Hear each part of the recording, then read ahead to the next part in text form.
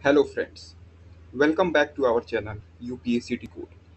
आज से हम शुरुआत कर रहे हैं एक नई सीरीज की, modern Indian history based on the most trusted book that is spectrum by Rajiv Ahir. ये जो सीरीज होगी ये बिल्कुल यूपीएससी सेंट्रिक होगी। हर वीडियो में आपको कॉन्सेप्ट की क्लैरिटी, इंपॉर्टेंट फैक्ट्स, प्रीलिम्स और मेंस के की पॉइंटर्स, साथ ही साथ जैसे एक चैप्टर खत्म होगा उसके बाद उसका पीडीएफ और साथ ही साथ उससे रिलेटेड प्री और मेंस ओरिएंटेड क्वेश्चन भी आप लोगों को प्रोवाइड होंगे।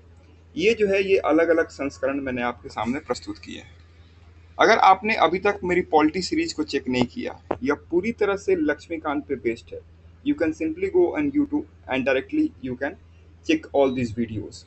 इस वीडियो में अभी तक मैंने historical background of our Indian constitution, making of the constitution, what is the concept of the constitution, इन सारे वीडियो टॉपिक्स को मैंने वीडियो में काफ़ी डिटेल से समझाया है और हर एक वीडियो का पीडीएफ भी आप लोगों को मैंने टेलीग्राम चैनल पे प्रोवाइड कर दिया है। साथ ही साथ हर एक टॉपिक के खत्म होने के बाद उससे रिलेटेड प्री और मेंस के क्वेश्चन भी अवेलेबल हैं टेलीग्राम चैनल पर। तो चलिए शुरू करते हैं मॉडर्न इंडियन हिस्ट्री का सफर यूपीएससी डिकोड के साथ। यहाँ पे आपको सब कुछ स्ट्रक्चर्ड फॉर्म में मिलेगा, बिल्कुल यूपीएससी पैटर्न के अकॉर्डिंग।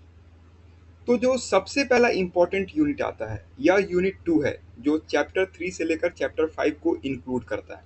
इसमें जो पहला इंपॉर्टेंट टॉपिक है वो है advent of Europeans in India, यानी कि भारत में यूरोपीय कंपनियों का आगमन कैसे होता है, उसका क्या इतिहास है। जैसे पुर्तगाली आते हैं, डच आते हैं, ब्रिटिशर्स आते हैं, फ्रेंच आते हैं, तो इन सब का बैकग्राउंड क्या है, तो उसके उससे रिलेटेड ये हमारा चैप्टर है। लेकिन उससे पहले मैं आपको एक चीज़ बताना चाहता हूँ कि जब कभी भी जनरली हम हिस्ट्री पढ़ते हैं तो हमें लगता है कि सब कुछ एक प्रॉपर क्रोनोलॉजिकल ऑर्डर में होता है।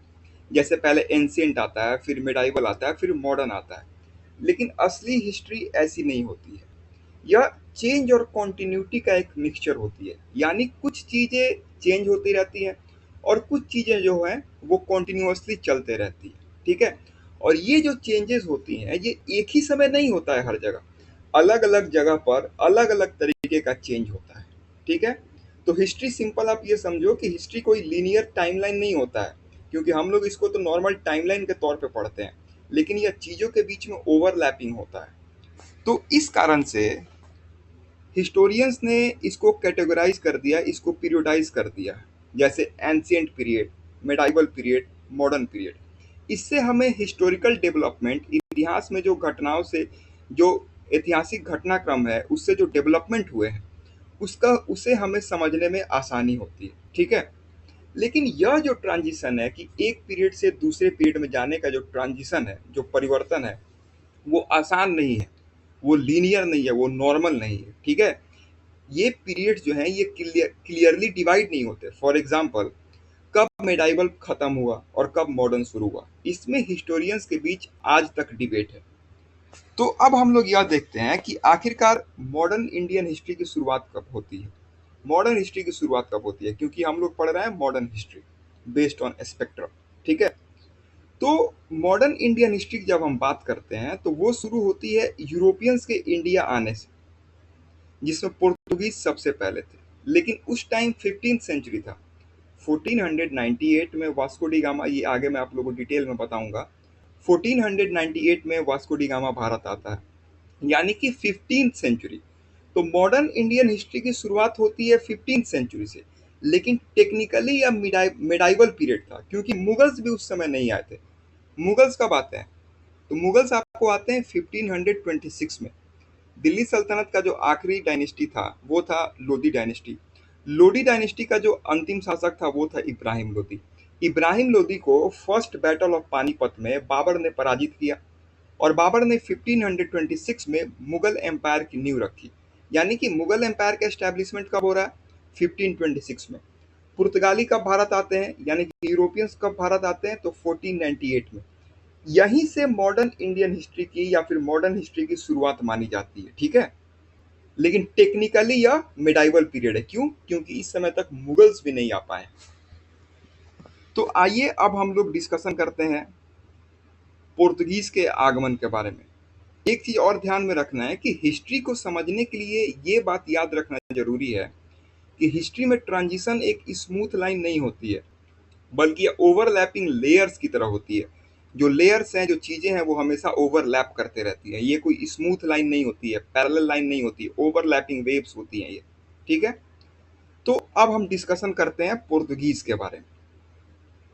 तो क्या आप लोग ये बात जानते हैं कि यूरोप और इंडिया के बीच का जो ट्रेड कनेक्शन है वो बहुत ही ज्यादा पुराना है। मतलब मॉडर्न डे से मॉडर्न टाइम में ही यूरोप और इंडिया के बीच में व्यापार नहीं हो रहा था, बल्कि ये व्यापार एंशियंट टाइम में भी होता था। 6th सेंचुरी के लास्ट तक यूरोपियन नेशंस जैसे ग्रीस, रोम, ये जो है ग्रीस और जो रोम है ना, ये आपको मेडिटेरेनियन ओशियन यानी कि भूमध्य सागर से सटे हुए एरियाज हैं। ठीक है। तो 6th सेंचुरी के लास्ट तक ग्रीस और रोम के साथ भारत का व्यापार होता था। और ये जो व्यापार होता था, इसमें किस किस चीज़ों का व्यापार होता था? Spices, silk, precious stone, textiles, ये सारी चीज़ें भारत से यूरोप में जाती थी। और इनका जो रूट था वो दो तरीके का रूट था नॉर्मली। लैंड रूट यानी स्थल मार्ग, और मेरीटाइम रूट यानी कि जल मार्ग। जो लैंड रूट था वो भारत से होकर पर्सिया, पर्सिया यानी कि मॉडर्न डे ईरान, और सेंट्रल एशिया, इन रूट से होकर गुजरता था, जो लैंड रूट था।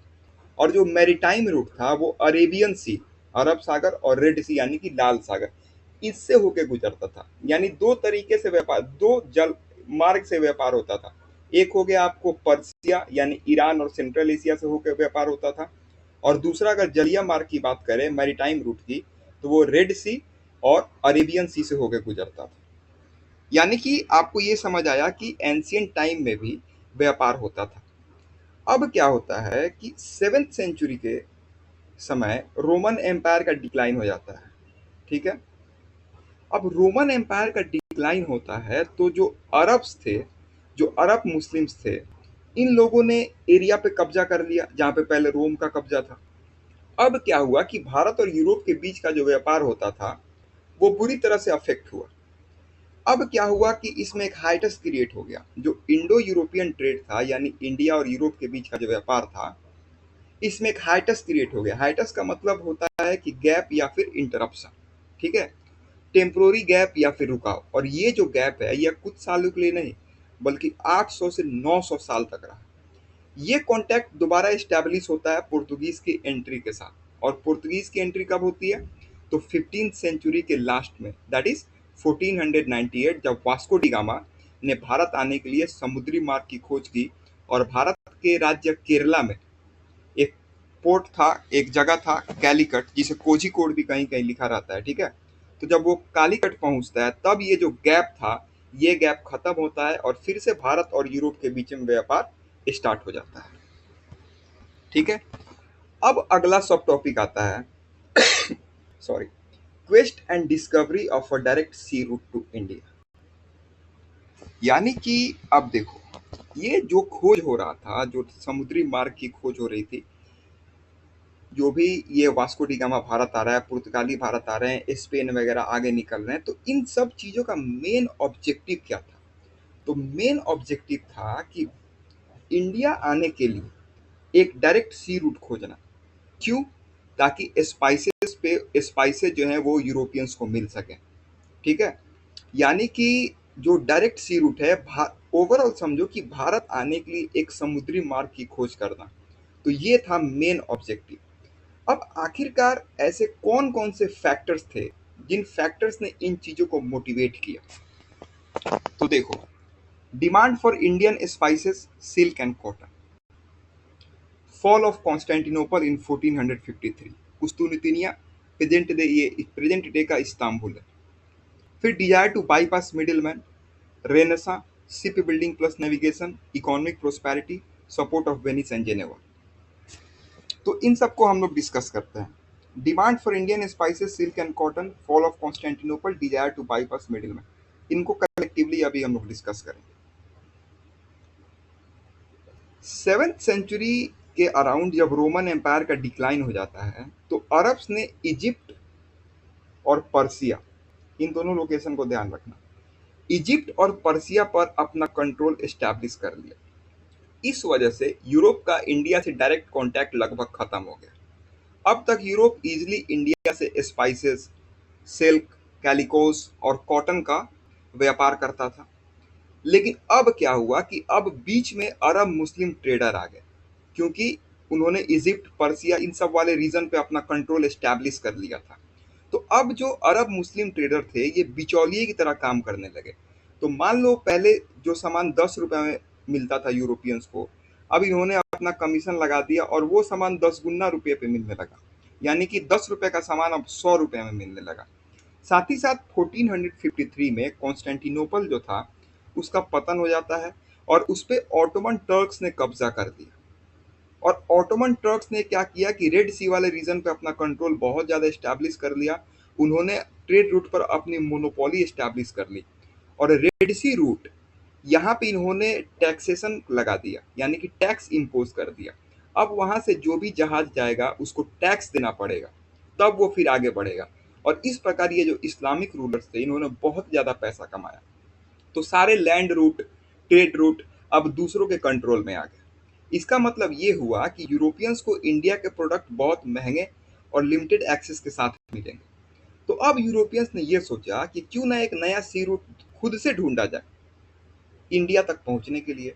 तो यही था मेन रीजन जो न्यू बना एज ऑफ एक्सप्लोरेशन का।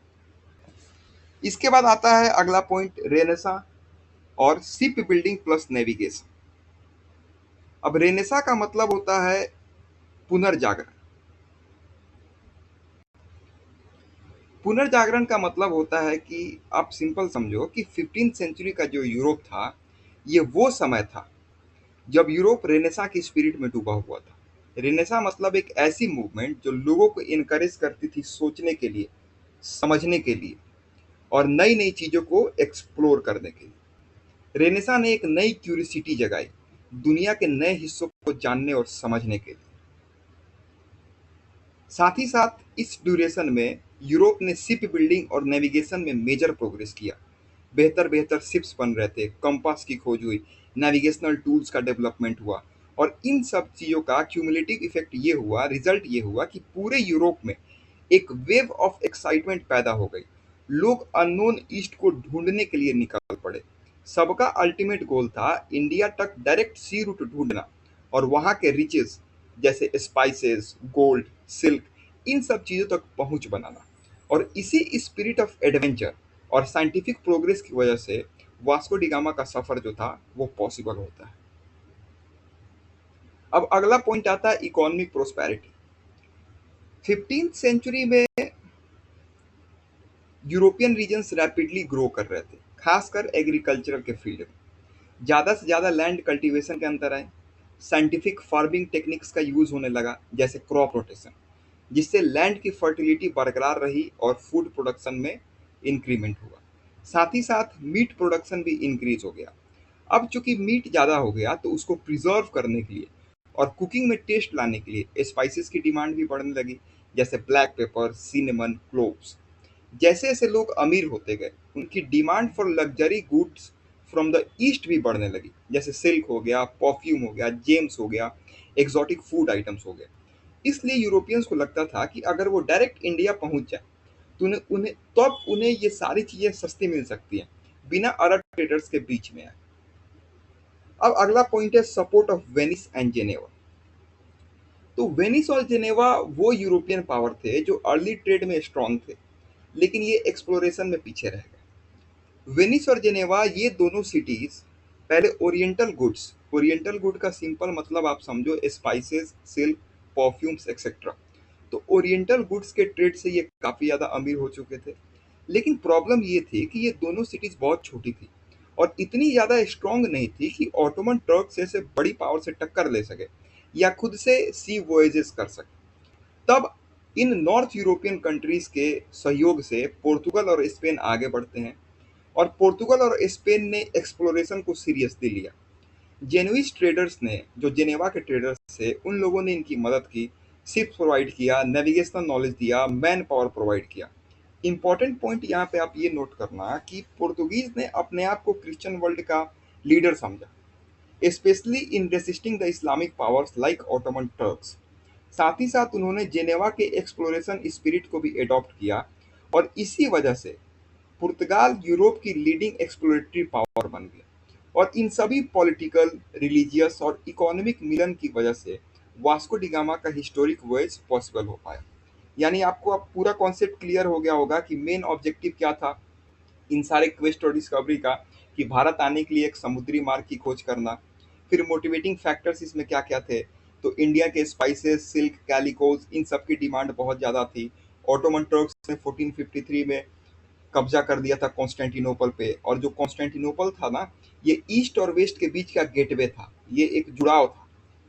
उसके बाद फिर उससे पहले रोमन एम्पायर का जब डिक्लाइन हो गया था, तो अरब अरब मुस्लिम्स ने पूरे रीजन पर कब्जा कर लिया था। सेंट्रल एशिया, पर्सिया वाला रीजन, इजिप्ट हो गया, तो इन सब पे इन्होंने लगभग कंट्रोल एस्टैब्लिश कर लिया था और मिडिल मैन की तरह काम करते थे। पहले जो सामान यूरोपियंस को सस्ते मिलते थे वो सामान अब महंगे मिलने लगे। यूरोप में 15th सेंचुरी में पुनर्जागरण का काल था, रेनेसा का काल था। लोग सोच रहे थे, समझ रहे थे, नई नई चीज़ों को खोजने की कोशिश कर रहे थे। शिप्स जो है, यानी कि बड़े बड़े जहाज़ों का निर्माण हो रहा था। नेविगेशनल टूल्स बन रही थी, कुतुबनुमा नामक दिशा सूचक यंत्र का आविष्कार हुआ था, जैसे कंपास वगैरह ये सब। इकोनॉमिक प्रोस्पेरिटी भी बढ़ रही थी, लोग अमीर हो रहे थे, तो ओरिएंटल गुड्स की डिमांड उनकी बढ़ रही थी। वेनिस और जेनेवा जैसे देश जो है वो पुर्तगाल और स्पेन को सपोर्ट कर रहे थे, तो ये सारे मोटिवेटिंग फैक्टर्स थे। तो इस समय की मेरीटाइम पावर्स कौन कौन से होंगे, तो पोर्तुगल और स्पेन। लेकिन स्पेन जो है ना, इसने अपने आप को मेनली अमेरिका वाले रीजन में फोकस रखा और पोर्तुगल ने एक्सप्लोरेशन को लीड किया। और इसके पीछे का क्या रीजन है, तो ट्रीटी ऑफ टॉर्डेसिलस। ठीक है, अब आगे बढ़ते हैं। जो ट्रीटी ऑफ टॉर्डेसिलस था ना, तो ये एक केप वर्डे आइलैंड है अटलांटिक ओशियन में। तो अटलांटिक ओशियन में एक इमेजिनरी लाइन बनाई गई और ये बोला गया कि उसके वेस्ट में एक कंट्री रहेगी और ईस्ट में दूसरी कंट्री रहेगी। तो वेस्ट में गई स्पेन और ईस्ट में आया आपको पोर्तुगल। तो दो की मैरीटाइम पावर्स थी। अब देखते हैं आखिरकार इनका पैट्रॉन कौन था, इतने बड़े बड़े वॉयजेस आखिरकार पॉसिबल कैसे हो पाए। तो इन सब का जो विजनरी था, यूरोपियन एक्सप्लोरेशन का जो विजनरी था, उसका नाम था प्रिंस हेनरी। इसको द नेविगेटर की संज्ञा दी जाती है। इसने मैरीटाइम एक्सप्लोरेशन को प्रमोट किया। प्रिंस हेनरी का एक ऑब्सेशन था कि इंडिया तक पहुंचने के लिए एक समुद्री मार्ग की खोज करना।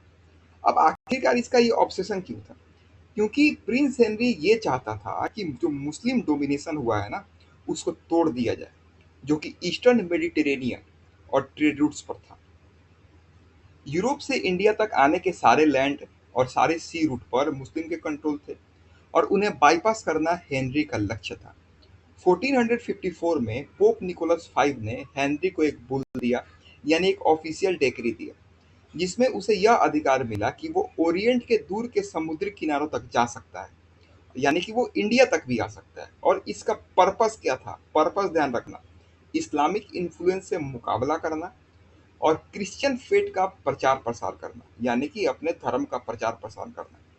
लेकिन प्रिंस हेनरी का ये जो सपना था वो अनफॉर्चुनेटली पूरा होने से पहले ही उसकी मौत हो गई। लेकिन उसकी जो सोच और प्लानिंग थी, उसने एक ग्राउंड वर्क बना कर दिया था, जिस पर बाद में पोर्टुगल के नेविगेटर्स जैसे वास्को डी गामा ने इस पर सफलता पाई। अब पोर्तुगल के की एक्सप्लोरर कौन कौन से, तो इसमें दो नाम आते हैं, बार्थोलोम्यू डियाज और वास्को डी गामा। आप देखो यहाँ पे 1488 लिखा हुआ है, कहीं कहीं पे ये 1487 रहता है, कहीं कहीं पे आप देखोगे तो 1488 रहता है। वैसे अमेरिका की जब खोज की बात करते हैं, कोलंबस ने जब खोजा था, तो कहीं कहीं 1492 लिखा रहता है और कहीं कहीं ये 1494 लिखा रहता है। तो इस सब चीज़ों पे ज़्यादा कंफ्यूज नहीं होना है, बस कॉन्सेप्ट माइंड में क्लियर आना चाहिए।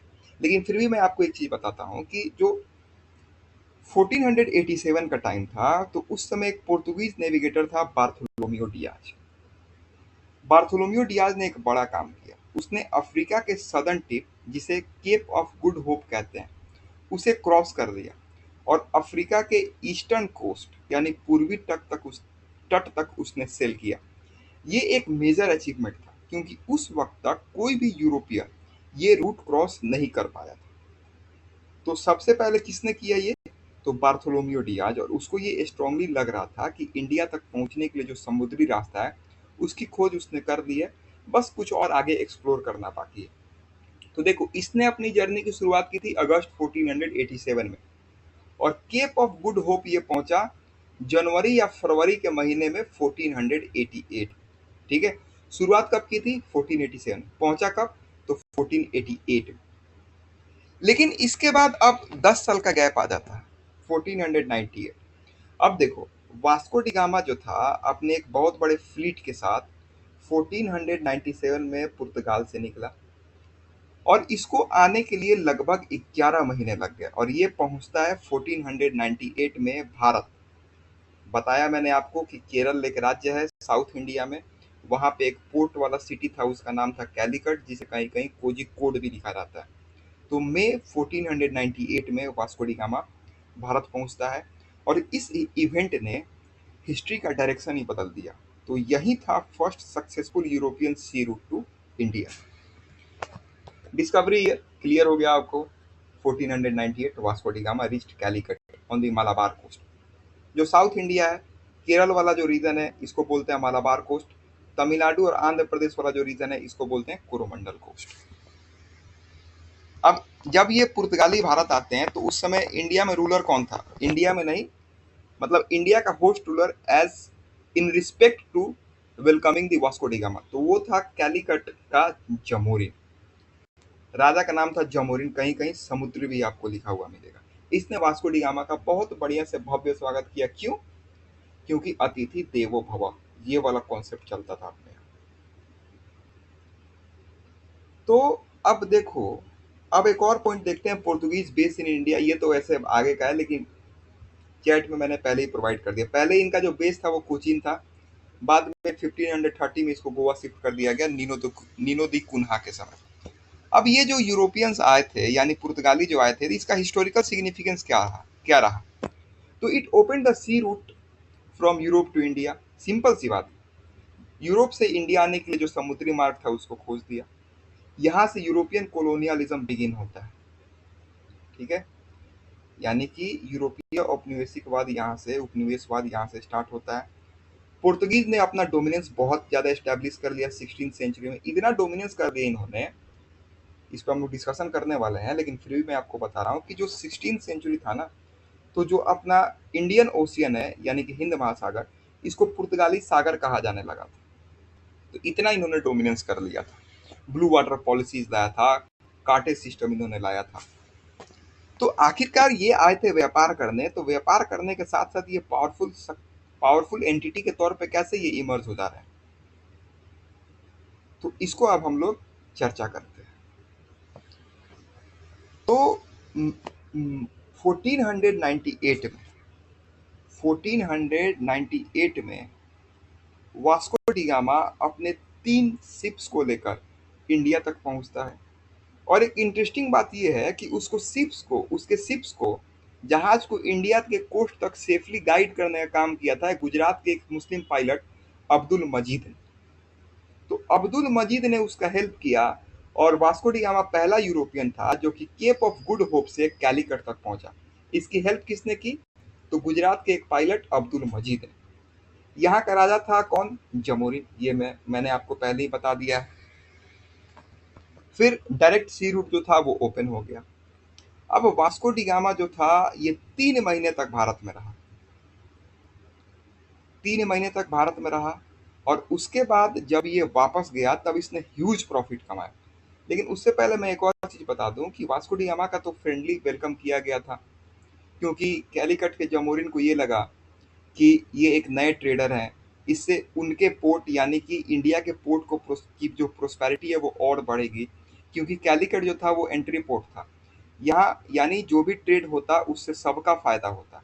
लेकिन एक बात जान लो, इससे सब कोई खुश नहीं थे। पुर्तगाली तो खुश थे, जमोरिन भी खुश था, लेकिन जो अरब के ट्रेडर्स थे जो पहले से मालाबार कोस्ट पर एस्टैब्लिश थे, मालाबार कोस्ट पर जो अरब ट्रेडर्स थे उनको खुशी नहीं हुई। वो इनसिक्योर हो गए। उन्हें लगा कि पोर्तुगीज जो है वो उनका बिजनेस छीन लेंगे, पर उस वक्त वो ओपनली अपोज करने की पोजीशन में नहीं थे।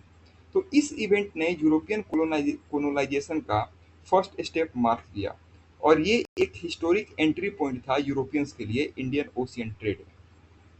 अब इंडियन ओशियन ट्रेड की जब मैं बात कर रहा हूँ आपसे, तो जो इंडियन ओशियन ट्रेड था ना, तो सेंचुरी से, कई सारे शताब्दियों से इंडियन ओशियन में जो ट्रेड सिस्टम था वो काफ़ी ज़्यादा बैलेंस था और मल्टीनेशनल था। यानी कि इसमें बहुत सारे देश शामिल थे, इंडियंस थे, अरब्स थे, अफ्रीकन्स थे, चाइनीज थे, जापानीज थे, और भी कई सारे इसमें एशियन ट्रेडर्स थे। सब लोग प्रॉफिट कमाने के लिए आते थे। उनके बीच में एक समझौता था कि कोई भी पूरी तरह से ट्रेड पे डोमिनेंस नहीं जमाता था। हर कोई अपना काम करता बिना किसी दूसरे को परेशान किए। लेकिन अब किसकी एंट्री हो रही है? अब एंट्री होती है पोर्तुगीज की, और यहाँ से सारा सिस्टम बदल जाता है। पोर्तुगीज का एक मेन मकसद था पूरे ईस्टर्न ट्रेड पे मोनोपोली जमाना, यानी एकाधिकार करना, खासकर अरब ट्रेडर्स को हटाकर। और अरब ट्रेडर्स को ये क्यों हटाना चाहते थे, ये आपको समझ आ जाना चाहिए, क्योंकि ये मैंने एक्सप्लेन किया। जो पोर्तुगीज थे, इनका अप्रोच सिंपल था, कंपटीशन हटाओ और प्रॉफिट मैक्सिमाइज करो। वास्को डी गामा 3 महीने तक भारत में रहा, और जब वो वापस गया पुर्तगाल, तब वो अपने साथ ले गया एक रिच कार्गो। रिच कार्गो का मतलब हो गया कि सामान भर भर के ले गया। जब उसने वो सामान यूरोप में बेचा, तब उसे बहुत ही ज्यादा प्रॉफिट हुआ। अब पॉइंट नोट करने वाली बात यह है कि डायरेक्ट एक्सेस जो ये पुर्तगालियों को मिल गया था, उससे ये फायदा हुआ कि जहां दूसरे यूरोपियन ट्रेडर्स मुस्लिम मिडिलमैन से सामान खरीदते थे, तो वो 10 गुना ज्यादा पैसा देते थे, क्योंकि बिचौलिए के तौर पे मुस्लिम अरब अरब जो मुस्लिम थे, वो बिचौलिए के तौर पे काम करते थे, वो अपना कमीशन निकालते थे। तो जो यूरोपियंस उनसे सामान खरीदते थे, अरब से, उनको 10 गुना ज्यादा पैसा देना पड़ता था। अब यही पोर्तुगीज ने डायरेक्ट ट्रेड से मैसिव मार्जिन कमा लिया, और इसी सक्सेस को देखकर यूरोप के दूसरे मर्चेंट्स भी लालच में आ गए, और उन्हें यह लगा कि इंडिया जाके डायरेक्ट ट्रेड करेंगे तो पैसा ही पैसा होगा। तो इसी को फॉलो करते हुए आता है अगला, पेड्रो अल्वारेज कैब्राल। कब? 1500 में। कैब्राल सितंबर 1500 में कैलिकट पहुंचता है, और कैलिकट में उसने ट्रेडिंग फैक्ट्री एस्टैब्लिश कर दी। तो पोर्तुगीज की पहली ट्रेडिंग फैक्ट्री कहाँ पे एस्टैब्लिश हुई? तो कैलिकट। लेकिन कुछ टाइम बाद पोर्तुगीज फैक्ट्री पर लोकल लोगों ने हमला कर दिया, और इस इंसिडेंट में कई सारे पुर्तगीज मारे गए। अब कैब्राल ने इसका बदला लिया, और बदला लेते हुए कैलिकट के पोर्ट में जो अरब मर्चेंट के शिप थे, उनको कैप्चर कर लिया। 100 ऑफ अरब क्रू को मार दिया, उनके शिप्स को जला दिया और कार्गो को लूट लिया। उसके बाद कैब्राल ने कैलिकट सिटी को बॉम्बार्ड कर दिया पूरा। फिर कैब्राल ने कोचीन और कैन्नानोर, कैन्नानोर जो हो गया कन्नूर वाला रीजन, तो कोचीन और कन्नूर वाले रीजन में जो लोकल रूलर्स थे, उनके साथ इसने ट्रीटी भी कर ली। अब देखो, अब ये वापस जाएगा तब तक 1501 में। वास्को डी गामा पहली बार भारत कब आता है? Vasco da gamma total 3 time Bharat आया, 1498, 1501 एंड 1524। जब 1524 में वायसराय बनकर आता है, तब उसकी उस समय उसके बाद मौत हो जाती है। तो वास्को डी गामा एक बार फिर से वापस आता है। कब? तो 1501। लेकिन इस बार जमोरिन ने उसकी डिमांड को रिजेक्ट कर दिया। इनिशियली जमोरिन ने उसको सपोर्ट किया था, लेकिन दूसरी बार जब वो आता है तो उसकी डिमांड को रिजेक्ट कर दिया। वास्को डी गामा चाहता था कि अरब मर्चेंट्स को कालीकट से हटा दिया जाए, पर जमोरिन ने इस बात को मना कर दिया। इस बार वास्को डी गामा ने अपने कमर्शियल ग्रीड को इंटेंस अरब हेट्रेड के साथ मिला दिया, और जहां भी अरब शिप्स मिलते, उन पर अटैक करने लगा। वास्को डी गामा ने कन्नूर में एक फैक्ट्री स्टैब्लिश की, और धीरे धीरे कैलिकट, कोचीन और कैन्नानोर पुर्तगीज के ट्रेडिंग सेंटर बन गए। यानी पुर्तगीज का ट्रेडिंग सेंटर क्या है, इसको ध्यान में रखना है, कैलिकट, कोचीन और कैन्नानोर। ठीक है। अब पुर्तगीज ने ये कहा कि हमें अपनी फैक्ट्रीज को भी प्रोटेक्ट करना है, और इसी बहाने से उन्होंने परमिशन ले ली to fortify in the trading towns. अब फोर्टिफिकेशन का यहाँ सिंपल मतलब हुआ कि कच्ची दुर्ग वो बना रहे थे, यानी कच्चा किला बना रहे थे। ये कच्चा किला जो बना रहे थे, ये पुर्तगीज का एक मास्टर स्ट्रेटजी था। ट्रेड के नाम पे वो आए, और धीरे धीरे मिलिट्री कंट्रोल जमाना स्टार्ट कर दिया। यानी हमने डिस्कशन कर लिया आपको वास्को डी गामा पे, पेड्रो अल्वारेज कैब्राल पे। अब हम बात करते हैं पुर्तगीज पावर के पहले गवर्नर जनरल इन इंडिया की। वो है Francisco de Almeida. Francisco de Almeida 1505 में पोर्तुगल के किंग के द्वारा अपॉइंट किया गया एक गवर्नर था। जो कि इंडिया में गवर्नर के तौर पे आया था। अल्मीडा को एक पावरफुल नेवल फोर्स मिला था, जिसका मिशन था कि पोर्तुगीज का जो ट्रेड इंटरेस्ट है उसको सिक्योर करना और मुस्लिम ट्रेड नेटवर्क है उसको डिस्ट्रॉय करना। अल्मीडा को ये बात कही गई थी कि एडन, होर्मुज और मलक्का, इन वाले रीजन पे पोर्ट्स जो हैं उन पे कब्जा करे और मुस्लिम ट्रेड को डिस्टर्ब करे। साथ ही साथ इसको बोला गया था कि जो अंजाडीवा, दीव, कोचीन और कन्नूर पे अपनी किलेबंदी करे, वहां पे फोर्टिफिकेशन करे। लेकिन उसके सामने दो बड़े चैलेंजेस थे। जमोरिन के कैलिकट का जमोरिन ऑफ कैलिकट का लोकल अपोजिशन, यानी कैलिकट का जो राजा था जमोरिन, उसका अपोजिशन, और सबसे बड़ा इजिप्ट के ममलूक सुल्तान का थ्रेट। यानी जो इजिप्ट वाला रीजन था वहां पे जो सुल्तान था उसको ममलूक बोलते थे, तो इजिप्ट का जो ममलूक सुल्तान था उसका थ्रेट। ये थ्रेट एक्चुअली वेनिस के मर्चेंट के इन्फ्लुएंस से आया था, क्योंकि पुर्तगीज ट्रेड से उनको उनका जो प्रॉफिट था उस पर प्रभाव पड़ रहा था। तो उन्होंने इजिप्ट के सुल्तान को यह इनकरेज किया कि वो पुर्तगालियों को रोके। तो इस कारण से 1507 में, कब, 1507 में रेड सी से एक इजिप्शियन गुजराती कॉम्बाइंड नेवी बने और दीव के पास एक नेवल बैटल हुआ, नौसैनिक युद्ध हुआ, और पुर्तगीज जो है वो हारे। देखो लिखा भी है कि अर्लियर डिफीटेड इन 1507। अर्लियर इसलिए लिखा है क्योंकि जब दूसरी बार लड़ाई होती है ना, तो उसमें फ्रांसिस्को डी अल्मीडा की जीत होती है। और इस युद्ध में 1507 में फ्रांसिस्को दी अल्मीडा का बेटा भी मारा जाता है। लेकिन अगले ही साल 1508 और 1509 के अराउंड अल्मीडा ने फुल रिवेंज लिया। उसने दीव की दूसरी बैटल में दोनों नेवीज को क्रश कर दिया। अल्मीडा का क्लियर विजन था कि पुर्तगीज को इंडियन ओशियन का मास्टर बनाना है। इसी स्ट्रेटजी को कहते हैं ब्लू वाटर पॉलिसी। अब जो ब्लू वाटर पॉलिसी है, नाम देखो, blue water policy, water policy, यानी कि जो इंडियन ओशियन है वहां पे सुप्रीम नेवल अथॉरिटी किसकी होगी, तो पोर्तुगीज की। तो यही है ब्लू वाटर पॉलिसी, जिसका मेन फोकस था नेवल सुप्रीमेसी को एस्टैब्लिश करना और कोस्टल फोर्ट्स के जरिए कंट्रोल को मेंटेन करना। यानी कोस्ट के किनारे पे, तट के पास अपने फोर्ट्स को एस्टैब्लिश करना और उसके जरिए ओशियन में कंट्रोल करना। अब इस ये जो ब्लू वाटर पॉलिसी है, तो ब्लू वाटर पॉलिसी का एक की कंपोनेंट आता है जिसे कार्टेज सिस्टम बोलते हैं। ये जो कार्टेज सिस्टम है इसको लागू किया किया गया इस समय। यानी कि देखो, फ्रांसिस्को डी अल्मीडा के समय इसका फाउंडेशन लाया गया, मतलब फाउंड किया गया, इसको धीरे धीरे शुरुआत किया गया। किस चीज को, तो कार्टेज सिस्टम को। Cartaz system blue water policy का एक की कंपोनेंट है।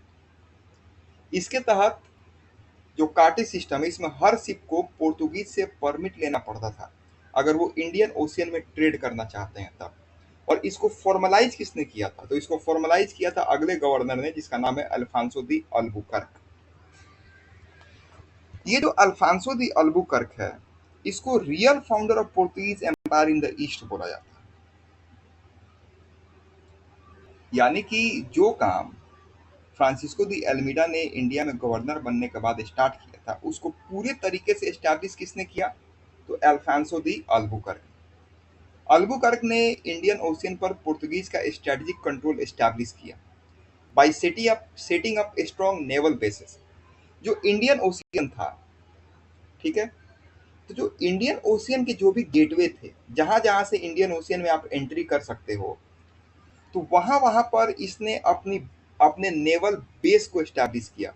जैसे होर्मुज, होर्मुज जो है ये पर्सियन गल्फ, यानी कि जो फारस की खाड़ी है वहां के एंट्रेंस पे था होर्मुज। मलक्का, ये साउथ ईस्ट एशिया वाला रीजन हो गया।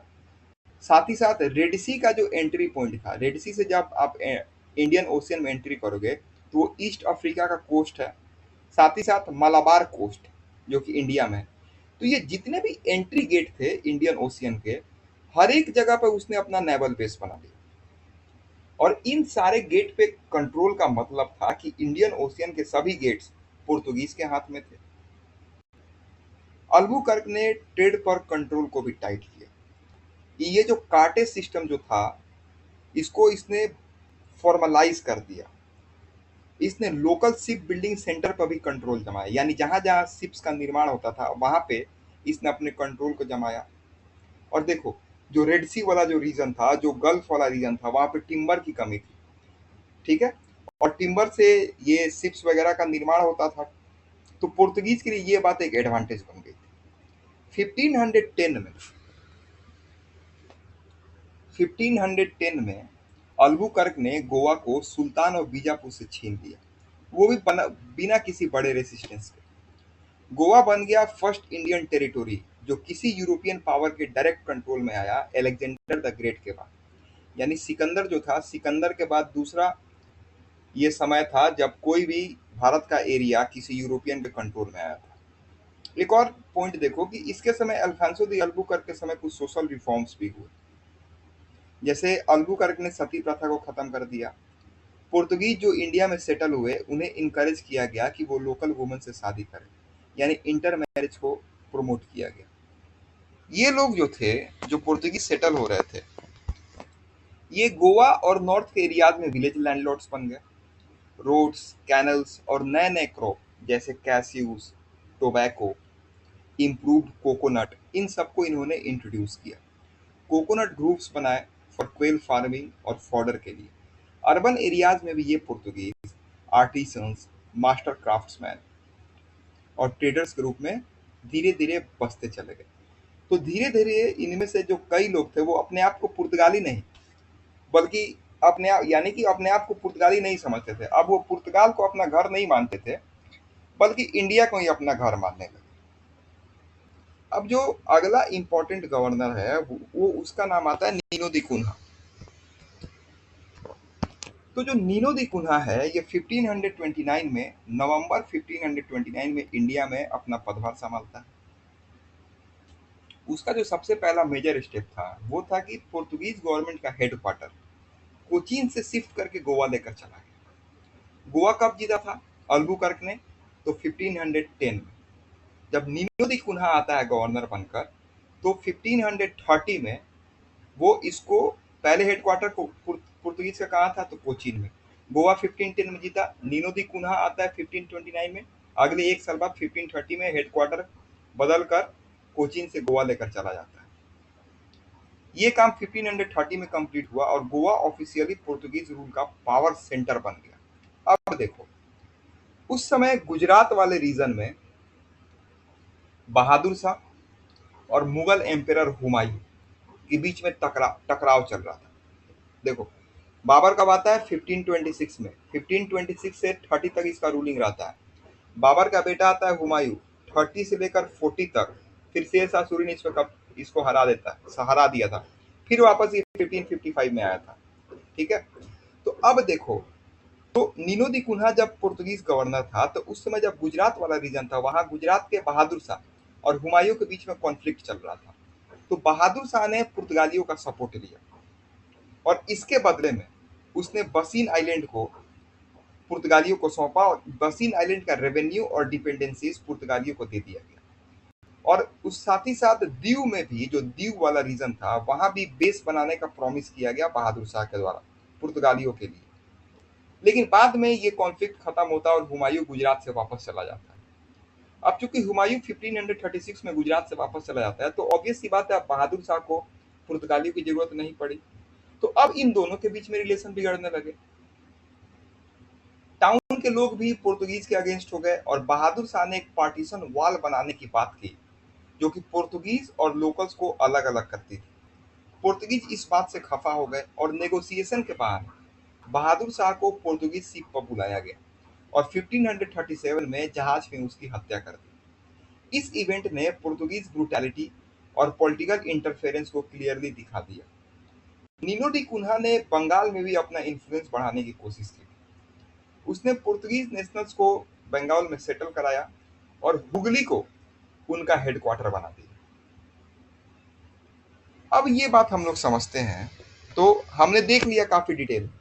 वास्को डी गामा पे चर्चा कर ली, पेड्रो अल्वारेज कैब्राल पे चर्चा कर ली, फ्रांसिस्को डी अल्मीडा पे चर्चा कर ली, ब्लू वाटर पॉलिसी पे चर्चा कर ली, कार्टेज सिस्टम पे चर्चा कर ली, अल्फांसो दी अल्बुकर्क पे चर्चा कर ली।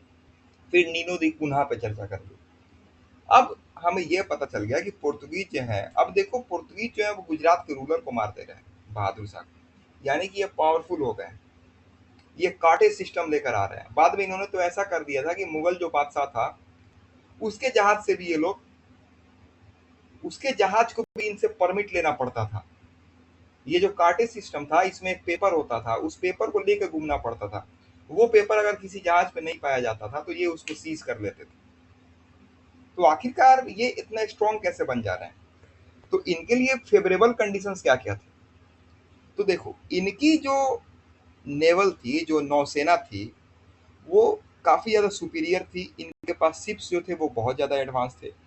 इंडियन रूलर्स में बहुत ज्यादा डिसयूनिटी थी, इंडियन रूलर्स में एकता ही नहीं थी। अरब मैरीटाइम पावर का भी डिक्लाइन हो गया था। और स्टार्टिंग में जमोरिन ने इन पोर्तुगीज का सपोर्ट भी किया था, बाद में तो सपोर्ट नहीं किया। फिर जो इंडिया था, इंडिया के पास जो कोस्टल डिफेंस था वो बेकार था, वो कमजोर था। पोर्तुगीज का एग्रेसिव पॉलिसी था फोर्टिफिकेशन का, इनके पास कार्टेज सिस्टम था, ब्लू वाटर पॉलिसी थी इनकी। अगर मैं और डिटेल में इसको आपको समझाऊं तो पॉलिटिकल फ्रेगमेंटेशन था। यानी गुजरात के अलावा, गुजरात में रूलर था आपको महमूद बेगड़ा। तो महमूद बेगड़ा एक स्ट्रॉन्ग रूलर रूलर था। लेकिन उसके अलावा नदर्न इंडिया जो था, जो उत्तरी भारत था, वो छोटे छोटे किंगडम्स में बटा हुआ था। यूनिटी की कमी थी। और जो सेंट्रल पावर थी, जो केंद्रीय शक्ति थी, वो वीक थी। डेक्कन रीजन में भी सिचुएशन ऐसा ही था। बहमनी सल्तनत टूट रहा था और उसके छोटे छोटे टुकड़े जैसे बीजापुर, गोलकुंडा, अहमदनगर, ये सारी चीजें बन रहे थे। ये नए नए स्टेट्स आपस में ही लड़ रहे थे। आउटसाइडर से इनको लड़ना चाहिए, लेकिन ये आपस में ही लड़ रहे थे। अगर इनके भारत के नेवल पावर की बात करें, नौ शक्ति की बात करें, तो कोई भी इंडियन या रीजनल पावर के पास स्ट्रॉन्ग नेवी नहीं थी। उन्होंने सी कंट्रोल या नेवल डिफेंसेस के का कॉन्सेप्ट डेवलप ही नहीं किया। समुद्र को कभी भी स्ट्रेटजिक एसेट के रूप में नहीं देखा गया। जो सुदूर पूर्व का इलाका था, फार ईस्ट था, वहां पोर्तुगीज को फायदा मिला। जो चाइनीज एम्पेयर था उसने एक इंपेरियल डिक्री जारी किया था, जिसके तहत चाइनीज शिप की जो नेविगेशनल एक्टिविटी थी उसको लिमिट कर दिया गया था। तो वो भी ओशियन ट्रेड से पीछे हट गए। जो अरब मर्चेंट्स थे, इंडियन ओशियन ट्रेड डोमिनेट करते थे पहले वो, उनमें भी अब यूनिटी या ऑर्गेनाइजेशन नहीं थी।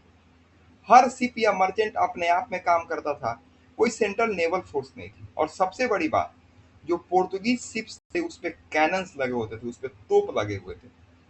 इनका यूज करके उन्होंने कोस्टल फोर्ट्स बनाए थे और सी रूट्स पे मिलिट्री डोमिनेंस जमा लिया। तो अगर कंक्लूजन के तौर पे हम लोग बात करते हैं तो वीक रीजनल यूनिटी, ठीक है, लैक ऑफ नेवल रेसिस्टेंस और सुपीरियर पोर्तुगीज नेवल टेक्नोलॉजी, ये सभी फैक्टर्स बनते हैं पोर्तुगीज एक्सपेंशन के लिए आइडियल कंडीशन। यानी इन सब चीजों के बैकग्राउंड में पोर्तुगीज जो थे वो पावरफुल एंटिटी के तौर पे उभरते हैं। तो सिंपल ये चीज देखो, ये मेंस पर्सपेक्टिव से मैंने आपको प्रोवाइड किया। इसको अगर ये ऐसा टॉपिक आता है फ्रॉम ट्रेडिंग टू रूलिंग, तो आप इसको यहाँ पे कंक्लूजन में लिख सकते हैं। The Portuguese combined naval power, ruthless diplomacy, and religious zeal to establish the first European power in India. Leaders like Albuquerque and Almeida laid the groundwork for colonialism in Asia, starting with Goa. तो आज की video में हम लोग यहीं तक discussion करेंगे, और जो सेकेंड पार्ट होगा उसमें हम लोग डिस्कशन करेंगे पोर्तुगीज स्टेट इन इंडिया। काफ़ी डिटेल में हम लोग डिस्कशन करेंगे, हर एक चीज़ कवर होगा यहाँ पे आपका। पोर्तुगीज का क्या एडमिनिस्ट्रेशन था, पोर्तुगीज की रिलीजियस पॉलिसीज क्या थी, इन्होंने कैसे हुगली पे कैप्चर किया, फिर धीरे धीरे कैसे इन्होंने मुगल्स के साथ अपने फेवर को लूज किया, पोर्तुगीज का डिक्लाइन कैसे हुआ, उसका रीजन क्या था, पोर्तुगीज जो भारत में इन्होंने भारत में आए उसका सिग्निफिकेंस क्या हुआ, फिर फाइनली इसको कंक्लूड करेंगे अगले वीडियो में। तब तक के लिए धन्यवाद।